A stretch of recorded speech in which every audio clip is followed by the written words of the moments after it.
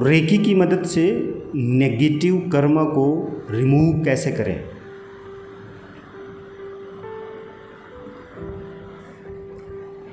आप सभी लोगों को ये मालूम है कि रेकी कर्म के ऊपर काम करती है। हमारे नेगेटिव कर्म, पॉजिटिव कर्म होते हैं, वो दोनों कर्म हमारे संस्कार रूपी अकाउंट में डिपॉजिट होते रहते हैं और वही हमारी नियति बन जाती है, यानी वही हमारा फ्यूचर बन जाता है। भविष्य में प्राप्त होने वाले सारे फल हमारे किसी न किसी कर्म के परिणाम स्वरूप होते हैं। आज इसी वक्त आप जो फल प्राप्त कर रहे हैं वो फल आपके भूतकाल में किए गए कर्म का परिणाम है। अर्थात आपने आज से पहले जो काम किए हैं उन कार्यों के परिणाम स्वरूप आज आपको फल प्राप्त हो रहा है। फल मतलब अगर आपने आम का बीज बोया था तो आज आपको आम का फल खाने को मिल रहा है। अगर आपने अमरूद का बीज बोया था तो अमरूद का फल खाने को मिल रहा है। कर्म का बहुत गहरा रहस्य है हमारे जीवन में। बहुत बार हमारे मन में एक सवाल उठता है, लोगों के प्रश्न आते हैं हमारे पास और वो पूछते हैं, सर कि हमने आम का पौधा तो लगाया नहीं था, ना ही बीज बोया था, लेकिन हमें बाज़ार से बहुत ढेर सारा आम खरीद कर खाने को मिलता है, भरपेट जितना चाहें हम खा लेते हैं, लेकिन हमने वो बीज नहीं बोया था, हमने वो फसल नहीं बोई थी, आम का पौधा नहीं लगाया था, ना ही उसमें हमने कोई देखभाल की थी, जुताई कुड़ाई की थी, कीड़े मकोड़ों से बचाया था, ना ही उसके खाद पानी डाले थी, कुछ भी नहीं किया था, फिर भी हमें मार्केट में ढेर सारा आम का फल खाने को मिल जाता है खरीद कर, और हम खाते भी हैं। जब ये कहा जाता है कि आपने आम का बीज बोया था तभी आज आपको आम का फल मिल रहा है, लेकिन हमने तो बोया नहीं था, फिर क्यों मिल रहा है? बिल्कुल सही सवाल है। इसकी गहराई में उतरते हैं हम लोग और समझते हैं, इस सवाल के जवाब को जानते हैं, गहरे ज्ञान को समझते हैं। हम सभी जानते हैं कि हम आज से पहले जहाँ कहीं भी थे, जिस रूप में थे, जिस अवस्था में थे, लेकिन आज हमारी अवस्था बदली हुई है। यानी हम बचपन में थे तो ज़रूरी नहीं है कि आज जिस जगह पे हैं, जिस घर में हैं, जिस शहर में हैं, जिस गांव में हैं, जिस पोस्ट पे हैं, जो बिज़नेस कर रहे हैं, वही चीज़ बचपन में कर रहे थे। दरअसल हम आत्माएं हैं और हम आत्माओं के अनलिमिटेड जन्म होते रहते हैं। युगों युगों से हम जन्म लेते आए हैं और शरीर धारण करते आए हैं। उसके बाद हमारे द्वारा अनलिमिटेड कर्म हुए हैं, उन्हीं कर्म के फल हमें प्राप्त होते हैं। आज अगर कोई आज अपंग है, अपाहिज है, विकलांग है, शरीर का अंग भंग है, तो उसने इस जन्म में या किसी जन्म में ऐसा कर्म किया था जिसकी वजह से, जिसके परिणाम स्वरूप आज उसे अंग भंग का शरीर मिला है। उसी तरह से किसी न किसी जन्म में हमने बहुत आम के बीज बोए थे और उसकी फसल आज हमें मिल रही है। अर्थात हम चलते हैं उन लोगों के पास जो लोग बूढ़े हो चले हैं, अर्थात 70-80 साल, 90 साल, 100 साल के हो गए हैं, और उम्र अगर 100 साल की है, यानी कि हम 100 साल में शरीर का त्याग कर देंगे, तो इसका मतलब ये है कि हमने 90 साल की उम्र में या 95 साल की उम्र में या 98 साल की उम्र में आम का बीज बोया, तो उस बीज का पौधा बड़ा होते होते बड़ा होगा और फल देने से पहले ही हमने शरीर त्याग दिया, यानी कि उस व्यक्ति ने शरीर त्याग दिया, उस व्यक्ति को उस आम का फल खाने को नहीं मिला जिस व्यक्ति ने आम का बीज बोया था, नहीं मिला। अब वो आम का बीज तो बो गया, फल आने लगा उस पौधे में, वो पौधा बड़ा हो गया, वृक्ष बन गया, अब उसमें फल आने लगे। अब उसका फल कोई और खा रहा है। कौन खा रहा है?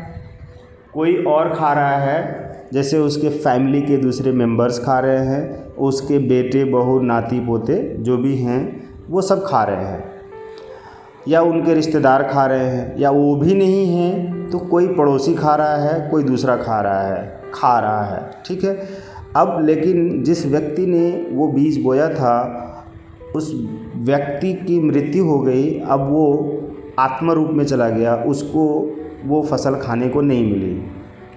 तब क्या होता है कि अब वो व्यक्ति 100 साल बाद या 10 साल बाद या 1 साल बाद या 50 साल बाद दूसरे शरीर में प्रवेश करता है और फिर से शरीर धारण करके आता है, जन्म लेता है। जन्म लेने के बाद वो बड़ा होता है, तब ये संभावना होती है कि वह व्यक्ति उसी घर में दोबारा जन्म ले, फीमेल के रूप में या मेल के रूप में, या वो व्यक्ति दोबारा उसी रिश्तेदारी में या उसी गांव के आसपास में जन्म ले, जैसे भी ले, या कहीं दूर भी जन्म लेता है। तो मालूम है क्या होगा? अगर आसपास में या उसी घर में जन्म लेता है तो उसी आम का फल उसको खाने को मिलेगा, क्योंकि वो आम का वृक्ष तो अभी भी लगा हुआ है, वो तो फल दे रहा है। अभी वो 50 साल तक वो आम का वृक्ष लगा रहेगा, अगर काटा ना जाए तो उसमें फल आता ही रहेगा। लेकिन अब वो आदमी दोबारा जन्म लेता है और उसी आम के पौधे से आम का फल खाता है, तोड़कर खाता है या उसको खिलाया जाता है।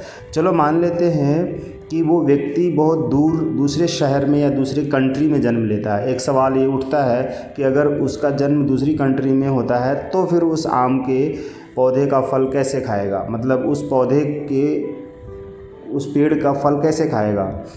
तो होता यह है कि अब वो दूसरे कंट्री में है, लेकिन वो किसी भी सिचुएशन से उसको उस पौधे से, उस पेड़ से आम का फल भेजा जाएगा गिफ्ट में, या वो ख़रीद के मंगाएगा। उसको नहीं पता है कि मुझे जो आम मिल रहा है वो आम उसी पेड़ का है, जिस पेड़ में, जिस पौधे को हमने लगाया था, जिस बीज को लगाया था, उसी पेड़ का ये आम है या किसी और पेड़ का आम है। उसको इस बात से मतलब नहीं है, और वो जानता भी नहीं है दूर बैठा है या नज़दीक बैठा है, उसको पता नहीं है। लेकिन फिर भी उसको वो फसल घूमकर उसका जो फल है ज़रूर मिल जाएगा और वो खाएगा। चलो मान लेते हैं एक सवाल और उठता है कि ये क्या ज़रूरी है कि उसी वृक्ष का फल उसको मिलेगा जिस वृक्ष को के बीज को उसने लगाया था? क्या ज़रूरी है? चलो ठीक है, बिल्कुल ज़रूरी नहीं है। लेकिन उस, मान लो वो 100 साल बाद या 500 साल बाद या 1000 साल बाद जन्म लेता है, तो फिर तब तक तो वो वृक्ष रहेगा ही नहीं।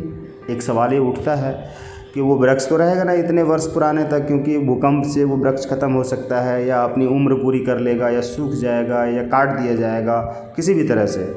ठीक है, बिल्कुल बहुत सही। ये और एक अच्छा सवाल है, और हम आपको और गहरे में लेकर जाते हैं इसके आंसर को, हम इसके उत्तर को देंगे और आप बहुत गहरे में चले जाएंगे। देखिए क्या होता है कि मान लो कि वो व्यक्ति 1000 वर्ष बाद जन्म लेता है, शरीर में आता है, तो तब तक वो पेड़ ख़त्म हो चुका रहता है। लेकिन उस पेड़ के जो फल हुआ करते थे, ढेर सारे फल, लाखों करोड़ों फल उसके अंदर हर साल में मिलाकर हो गए।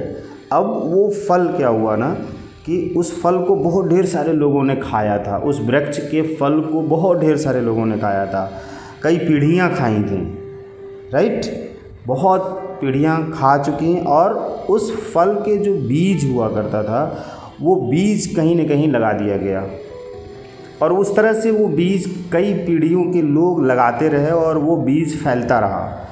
और उन बीजों को लगाने के बाद जो उस पेड़ का जो वृक्ष हुआ वो वृक्ष अभी भी है, क्योंकि वो बीज तो लगाया गया उसी पौधे, उसी पेड़ के फल से बीज जो निकला उस बीज को बो दिया गया, किसी और के द्वारा, अब उसकी फसल तैयार है, क्योंकि उसकी बीज तो कभी ख़त्म नहीं होने वाली है, और उसका पेड़ फिर से उगेगा, फिर उसमें फल आएगा, और फिर वो फल बीज पैदा करेगा।